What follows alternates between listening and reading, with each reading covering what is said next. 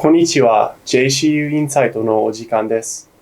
トランプ政権が2期目の政策目標を発表されました。本日はそちらを踏まえて、日本に最も影響を与える対中国、対外政策、経済政策を紹介したいと思います。それでは、今から英語で話します。The first policy category is titled End Our Reliance on China. This is a big focus for Trump. These policies include bringing back 1 million manufacturing jobs from China, tax credits for companies that bring back jobs from China, 100% expensing deductions for essential industries that move back to the US, no federal contracts for companies who outsource to China, and probably most importantly, hold China fully accountable for allowing the virus to spread around the world. Now, holding China accountable for the Wuhan virus is going to be a critical policy in the upcoming months and years. Now, I'm not saying that China invented the virus. However, we know that they knew about it weeks, maybe months before they told the international community. Their failure to disclose the information they had huge effect on not only America and Japan, but the entire world. World leaders, including America, have to work to hold them financially and morally accountable for letting this happen. The next section is foreign policy, and it's separate from China, which I think goes to show how much Trump is worried about China, that he made it its own category. Under Trump's foreign policy, he wants to stop endless wars and bring troops home. Afghanistan comes to mind. Wipe out terrorists that threaten American lives. Build cybersecurity and missile defense systems.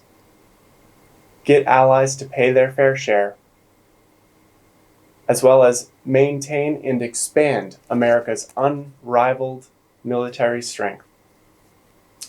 Now, Trump's foreign policy, I think, will generally have a positive impact on Japan. The US and Japanese security interests tend to align. Now, one of these policies is, I think, controversial in Japan, getting allies to pay their fair share. So let me explain the American perspective on this. The US disproportionately pays for funding of organizations like NATO and for our allies' defenses. Although countries like Japan do pay us for having troops stationed, the payments usually only cover about 75% of the total expenses incurred. There are also unseen costs. Troops stationed overseas are not back home producing in the private sector. Now, although these troops serve an important purpose, like defending Japan, I think Trump just wants our allies to pay more so that less of a financial burden is placed on the American taxpayers. I don't think Trump wants to remove troops from places like Japan or South Korea, though. The next category is Trump's jobs plan. The Trump administration hopes to create 10 million new jobs in the first 10 months of his second term, as well as 1 million new small businesses. In addition, they want to cut taxes to increase take-home pay for Americans. This would be in addition to the previous tax cuts. They also want to continue to deregulate and make America energy independent, as well as give tax incentives to shift manufacturing back to the US. Now, if you look at the American economy pre-COVID, it was actually doing quite well. Unemployment was at historic lows, and Americans of all demographics were doing relatively well. So, although some of Trump's policies, like his trade policy, are a little to the left, his policies on taxes and regulation, I think, will invigorate the economy and help America have a quick rebound from the COVID economy. However, as an American, I'm very concerned if Biden and Harris win. All of their economic policies are to the far left. They've even said they want to do away with Trump's tax cuts. There's no way that would end well for the US economy. Some of Trump's other policy goals include creating a vaccine for COVID-19, getting America back to normal in 2021, and defending the police.